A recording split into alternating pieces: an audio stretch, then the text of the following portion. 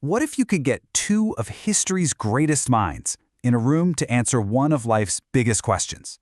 Well, that's what we're doing today.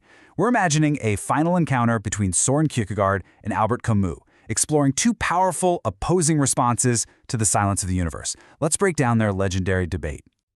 So, picture this, a quiet, gray, timeless space, somewhere between the 19th and 20th centuries. This isn't just some historical what-if. It's the stage for an epic philosophical duel over the very meaning of our existence, when the universe itself offers no answers. And this is the question at the heart of it all, the one that haunted both of these thinkers. When your logic hits a brick wall, when you shout out into the void and all you get back is silence, what's your next move? What do you do then? All right, so let's meet our two champions. In one corner, we have the Knight of Faith, and in the other, the absurd rebel. Their clash really defines two of the major paths we can take to navigate this confusing modern world. So on one side, you have Kierkegaard's Knight of Faith, who finds meaning by making a radical leap, a leap toward God. On the other side, you've got Camus' hero, Sisyphus, who finds meaning by rebelling against his absurd, meaningless task over and over again. It is the ultimate showdown, really, the religious versus the secular response to a silent universe. Now, before we go any further, we have to get this one key term straight: the absurd. It doesn't mean life is silly or ridiculous. No, it's about a specific conflict, a friction between our deep human need for meaning and a universe that seems to offer absolutely none. This is the common ground, the starting line for both Kierkegaard and Camus. Okay, first up to bat is Kierkegaard. For him, the absurd isn't a dead-end street, it's a doorway. Let's dig into his opening move. You see, Kierkegaard doesn't run away from the absurd, he runs through it. He believes that the exact moment our logic fails, the moment we're forced to admit, "I just don't know," is precisely when we can finally make room for God.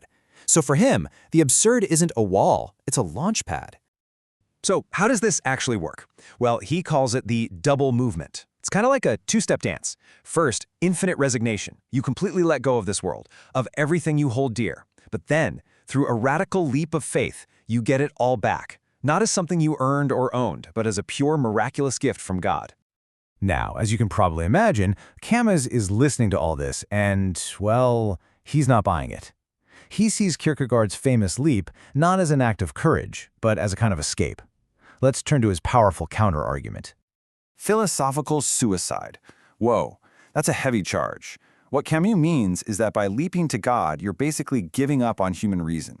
You're dodging the very problem that makes us human, looking for a cure to a condition that, for him, has no remedy. For Camus, the most important virtue is lucidity. It means seeing the world for exactly what it is, silent, indifferent, and with no built-in meaning. It's about staring that reality right in the face without flinching, and crucially, without making up a comforting story to feel better. And this really illustrates his ideal, right? The absurd hero. Think of Sisyphus. He doesn't jump into the abyss to end it, but he also doesn't leap away from it into some fantasy. He lives right there on the edge. The heroism, the meaning, is found in the struggle itself. Okay, but what about joy? What about happiness? Can you actually be happy living on the edge of an abyss? This brings us to round two of the debate, the real nature of joy and what it even means to live a good life. Kierkegaard would probably look at Camus' hero, Sisyphus, and call him a tragic hero. Sure, he's noble, he's strong, but he's ultimately joyless. He's stuck in that first step, infinite resignation, but he can't make the second move, the leap of faith that would bring true joy. All he can do is labor. He's forgotten how to receive a gift. But Camus' defense is just so powerful. He would argue that his joy is real. It's tangible. It's found in the physical world, in the flesh and the sun, not in some abstract promise of the afterlife. He would say Kierkegaard's joy costs you your intellect, while his only requires that you embrace reality. And this, right here, gets to the absolute heart of their disagreement. For Kierkegaard, our world only becomes truly beautiful when you see it as a reflection of a higher reality, a gift from God. But for Camus, this world is it. This is everything, and its beauty is so incredibly precious because it's all we have. So we have these two paths that seem to be heading in completely opposite directions. But, and this is where it gets really fascinating, if we look a little closer, a surprising connection starts to emerge. They might be more alike than they first appear. You know, it turns out, both paths demand a leap. It's just a question of which direction you jump. Kierkegaard takes a vertical leap, up into faith and the eternal. Camus takes a horizontal leap, out into action, rebellion, and solidarity with other people in this life. Both require you to make a choice at the very point where reason runs out. Let's just break it down.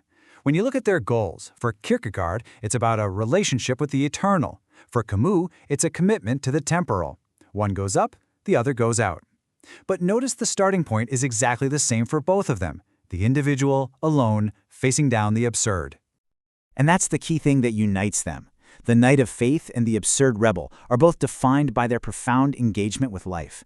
They absolutely refuse to be indifferent. They refuse to just sleepwalk through their existence. They confront the mystery head-on with what Kierkegaard himself called fear and trembling. And that, of course, brings it all back to you, to us. When you're the one standing at the edge of the abyss, staring into the silence of the universe, what's your move?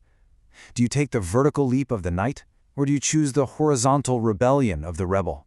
How will you live?